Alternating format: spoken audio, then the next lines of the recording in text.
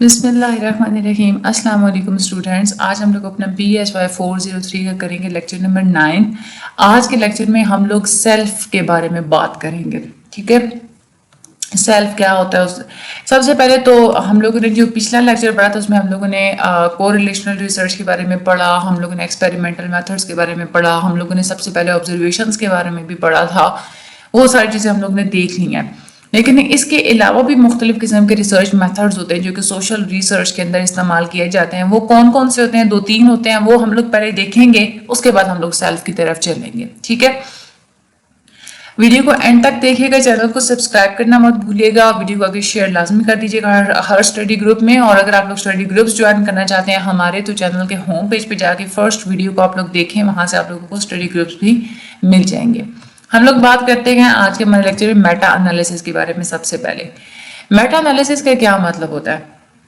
जब भी आप लोग किसी चीज के बारे में एक ही दफा स्टडी करके अपनी फाइंडिंग्स बना लेते हैं तो वो लेस कन्विंसिंग होती हैं, बहुत ज्यादा कोई अच्छी और एक्यूरेट फाइंडिंग्स आप लोगों की नहीं होती।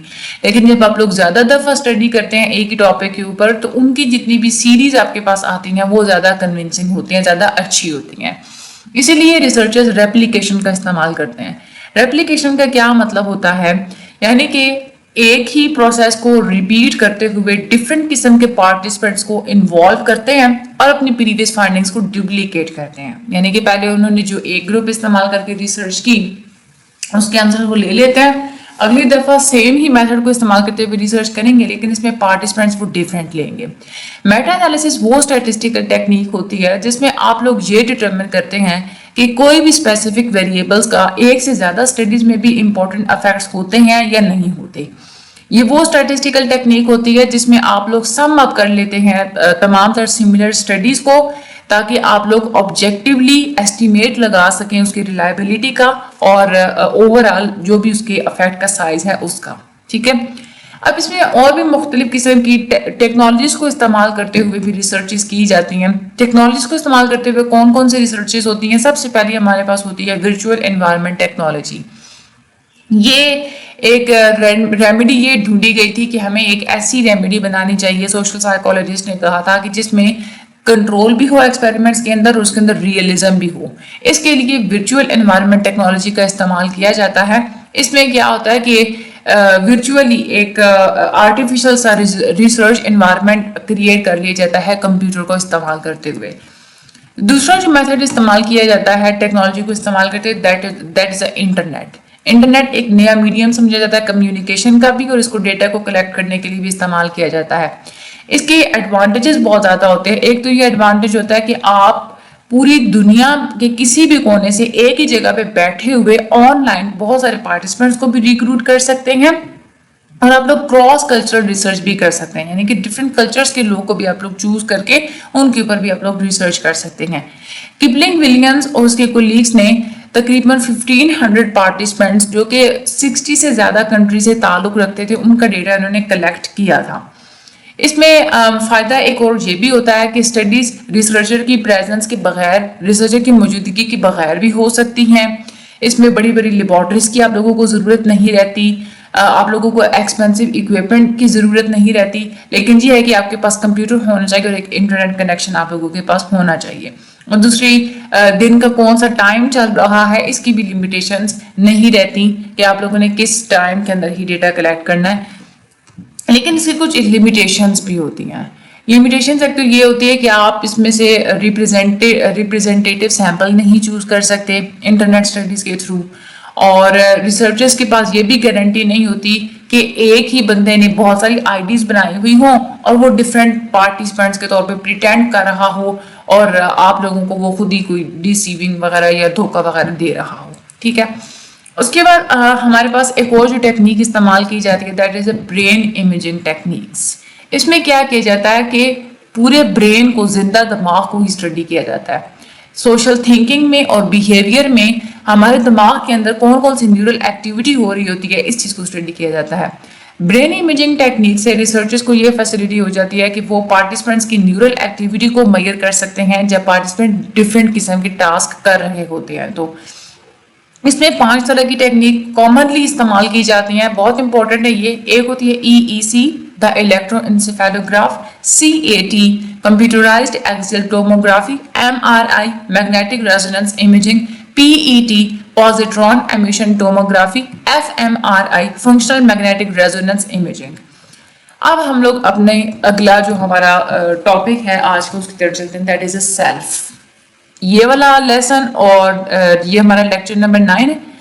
लेक्चर नंबर 9, 10, 11 एंड 12 ये चारों जो लेक्चर हैं ये आपके सेल्फ से रिलेटेड है। इसमें हम लोगों ने सेल्फ को ही स्टडी करना है। सेल्फ सबसे ज्यादा जो इंटरेस्टिंग टॉपिक लोगों को लगता है वो ये है कि हमने लोगों को ही स्टडी करना है। ज्यादातर लोगों के लिए ज्यादा इंटरेस्टिंग ये चीज ये होती है कि हमने खुद को स्टडी करना है, हम खुद क्या है, अपने बारे में जानना है।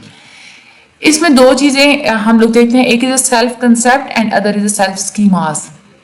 सेल्फ कंसेप्ट क्या होता है? हर इंसान के बाद इस सवाल का जो जवाब होता है ना कि मैं कौन हूं, ये होता है उसका सेल्फ कंसेप्ट। सेल्फ कंसेप्ट को मेजर करने के लिए TST टेस्ट का इस्तेमाल किया जाता है, 20 स्टेटमेंट टेस्ट। ठीक है, ये स्टेटमेंट्स होते हैं, इसका आप लोगों ने आंसर लिखना होता है और 4 ग्रुप में से कोई एक ग्रुप आपने हर स्टेटमेंट को असाइन करना होता है। इसका हम लोग मेथड अगले लेक्चर्स में जाके पढ़ेंगे भी सही। सेल्फ स्कीमास का क्या मतलब होता है? आप लोगों का जो एक बिलीफ होता है, एक अकीदा होता है कि अपने से रेलिवेंट इंफॉर्मेशन को आप कैसे ऑर्गेनाइज करते हैं और कैसे प्रोसेस करते हैं, इसको हम लोग बोलते हैं सेल्फ स्कीमास। हर चीज के बारे में जो आप लोगों का एक जनरल नॉलेज होता है ना वो होता है स्कीमा। अपने बारे में जो आपका यूं समझ लें कि जो जनरल नॉलेज है वो आप लोगों का सेल्फ स्कीमा है। सेल्फ स्कीमा बड़ी पावरफुली अफेक्ट करता है कि हम लोग कैसे सोशल इंफॉर्मेशन को प्रोसेस करते हैं। अब हम लोग आगे चलते हैं। जो सेल्फ होता है ये सिंपल भी समझा जाता है और ये कॉम्प्लेक्स कंसेप्ट भी समझा जाता है। हमारा सेल्फ सिर्फ यही नहीं होता है कि हमारा कोई मेंटल कंस्ट्रक्ट है या हमारा कोई मेंटल कंसेप्ट होता है। सिर्फ हम लोग इसके लिए एक सोशल बीइंग का भी लफ्ज इस्तेमाल करते हैं अपने सेल्फ के लिए। सोशल बीइंग का मतलब ये होता है कि हमारे वैसे तो अगर देखें तो हम लोग आइसोलेशन में ही डेवलप करते हैं, हमारे अंदर ही डेवलपमेंट हो रही होती है, लेकिन फिर भी हम लोग किसी न किसी सोशल कंटेक्स्ट में डेवलप कर रहे होते हैं। तो इसलिए हम लोग कहते हैं कि हम लोग कौन हैं, हम लोग सोशल बीइंग हैं। सेल्फ अवेयरनेस और जो एक सिंबल्स होते हैं आपके अपने बारे में वो क्या होते हैं कि हमने अपने एंसेस्टर से सेल्फ अवेयरनेस सीखी होती है कि सेल्फ होता क्या है। हमारे आबाओ अजदाद भी हमें बताते हैं हमने अपनी सोशल एनवायरनमेंट के साथ कैसे डील करना है, यही हमारा एक किस्म का सेल्फ होता है। अब जो न्यूरो साइंटिस्ट होते हैं वो डिफरेंट किस्म के एरियाज हमारे वो देखते हैं कि हमारे जो ब्रेन के कौन कौन से एरियाज होते हैं जिनके अंदर कॉग्निटिव एबिलिटीज पाई जाती हैं। सबसे पहले हम लोग बात करते हैं एक इम्पॉर्टेंट हिस्सा जो हमारे दिमाग का होता है वो होता है सेरिब्रल कॉर्टेक्स। सेरिब्रल कॉर्टेक्स से रिंकल लुकिंग का मतलब होता है कोई चीज गोल तो होती है लेकिन उसकी बाउंड्री बिल्कुल शार्प नहीं होती, टेढ़ी मेढ़ी होती है। तो रिंकल लुकिंग सबसे जो आउटर लेयर होती है ब्रेन टिश्यू की वो होती है सेरिब्रल कॉर्टेक्स, और ये हमारी ब्रेन का सबसे बड़ा फंक्शनिंग यूनिट समझा जाता है और हमारे ब्रेन की जितनी भी एक्टिविटीज होती हैं उनको ये कोऑर्डिनेट करता है और इंटीग्रेट करता है। ब्रेन का main thinking centre cerebral cortex को ही समझा जाता है और सेरिब्रल कॉर्टेक्स इंसानों में बड़ा होता है as compared to the animals. उसके बाद आगे हम लोग बात करते हैं frontal lobes. Frontal lobes involve होते हैं, हम जो मूवमेंट कर रहे होते हैं मूवमेंट को कोऑर्डिनेट करवाता है हमारा फ्रंटल लॉब, और जितने भी हाई मेंटल प्रोसेसेस होते हैं जैसे हम लोगों ने कोई चीज़ प्लान करनी है, हमने सोशल स्किल्स सीखे, हमारे अंदर एब्स्ट्रैक्ट थिंकिंग है, ये सब कुछ फ्रंटल लॉब इसको कंट्रोल कर रहा होता है। और उसके बाद फ्रंटल लॉब का जो एंटीरियर सिंजुलेट होता है वो इन्वॉल्व होता है सेल्फ अवेयरनेस के अंदर। ठीक है, ये हमारा पूरा सेरिब्रल कॉर्टेक्स है ये वाला। ठीक है, एक मिनट मैं यहाँ पे एरो कर लूँ। ये हमारा सेरिब्रल कॉर्टेक्स है, इसमें ये जो अगला हिस्सा ये आप लोगों का है फ्रंटल लॉब। इस फ्रंटल लॉब का ऊपर वाला हिस्सा होता है डोर्सोलेटरल और जो नीचे वाला जिसको हम लोग ऑर्बिटोफ्रंटल बोलते हैं, और ये जो दरमियान वाला हिस्सा इसको हम लोग एंटीरियर सिंजुलेट बोलते हैं। ये वाला जो हिस्सा होता है एंटीरियर सिंजुलेट यही होता है जिसके थ्रू हम लोग हमारे अंदर सेल्फ अवेयरनेस मौजूद होती है। दो तरह के थ्योरिस्ट हैं जिन्होंने सेल्फ का कंसेप्ट दिया था, एक है साइकोलॉजिस्ट विलियम जेम्स और दूसरे थे सोशियोलॉजिस्ट जॉर्ज हर्बर्ट मीड। दोनों ही की जो थ्योरीज हैं वो सेल्फ को डिस्क्राइब करते हैं कि सेल्फ के अंदर दो एस्पेक्ट्स पाए जाते हैं। एक होता है द सेल्फ नोअर, यानी कि आई, हम खुद, यानी कि हम खुद जैसे जो होते हैं ना, जो अपने बारे में जान रहे होते हैं, वो भी हमारा एक सेल्फ है।